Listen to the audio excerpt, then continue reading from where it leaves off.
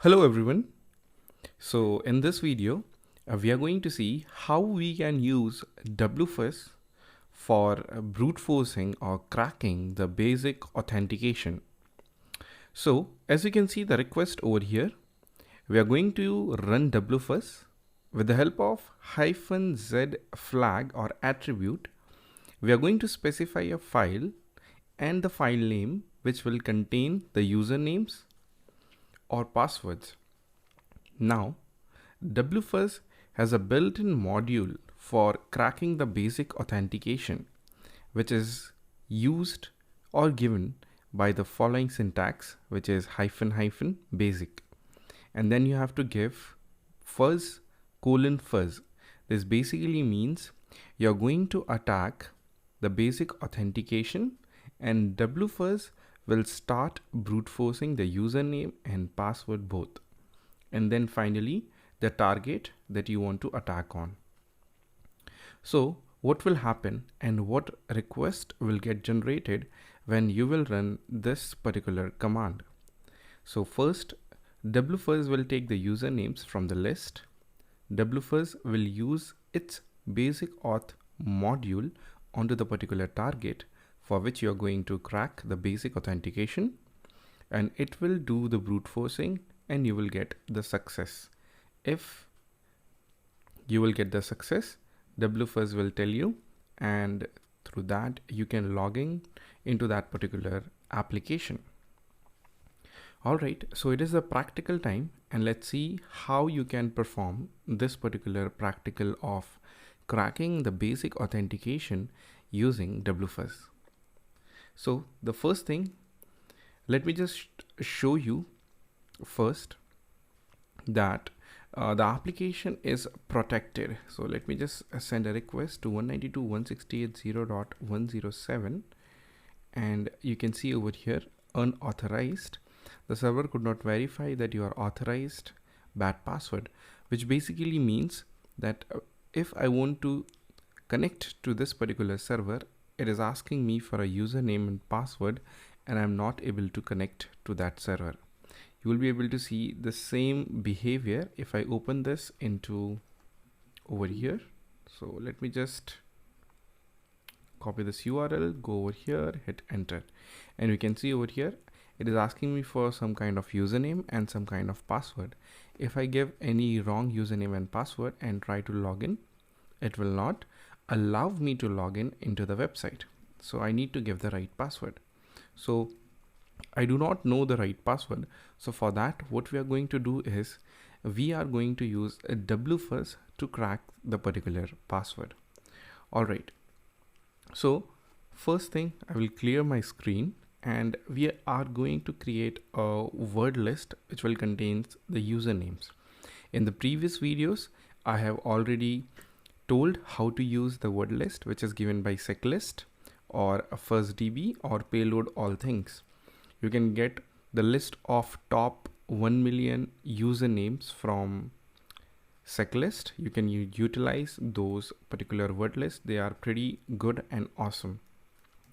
So for the demonstration, I have created a word list called as users.txt. Let me just show you what is there inside.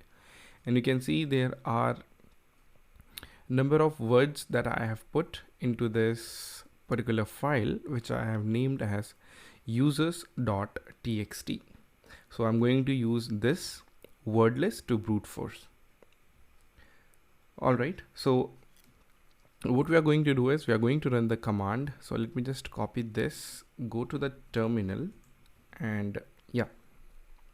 So over here you can see first thing, Wfuzz will run the Wfuzz tool -z again to give the position or the word list, the file, the location. So it is a file and the file name is users.txt, which need to be separated by a comma. -c stands for color. You will get a colorful output. I'm going to show you how it will look if you do not use this particular flag. Next is -hc, which is basically if you want to hide a specific status code. So I want to hide all the status code which are 401. which is unauthorized. As we saw when we sent it a curl request, what we got was unauthorized. So let me just show you again, and you'll be able to see we are getting unauthorized 401. All right, so we are using the basic module Wfuzz, which means the words from this word list are going to be replaced over username and password, and finally the target. All right, I'm going to hit enter, and you can see it just took a second to give me the output, and you can see over here I've got a response that is 200. Okay, and the payload that worked is admin. Let me just show you this without the -HC, and I will hit enter, and you can see over here all the payloads that were brute forced onto that particular target, from which you can see all of them were unauthorized, as we got 401, and only this one worked, which is admin, as you can see 200. Okay, which is the status code. And if I remove the -C as well, then you will not be able to see the color that we were able to see previously. That's why we are adding -C and -HC to filter the output, as it becomes visually much more easy to see the output like this. All right, so quickly verify and let's see if this has given us the right output or not. So I'm going to type admin and login, and you can see I'm able to successfully log in into the web application. Thus we are able to do the brute force of the HTTP basic authentication of any target you want. You can apply the same thing onto many web applications. So while you're performing the test, at that time you may come across many subdomains which are protected like this. I'm going to show you how you can brute force or how you can utilize this attack on live applications as well, but the principle is going to be as it is, the similar way you're going to do it. You just need to use the right word list. So seclist has given a very good word list which works pretty well, and I have used it many times and I have got very good successful results. All right, so this is it for the video. I hope you guys understood how you can use HTTP basic authentication brute force using Wfuzz. Thank you.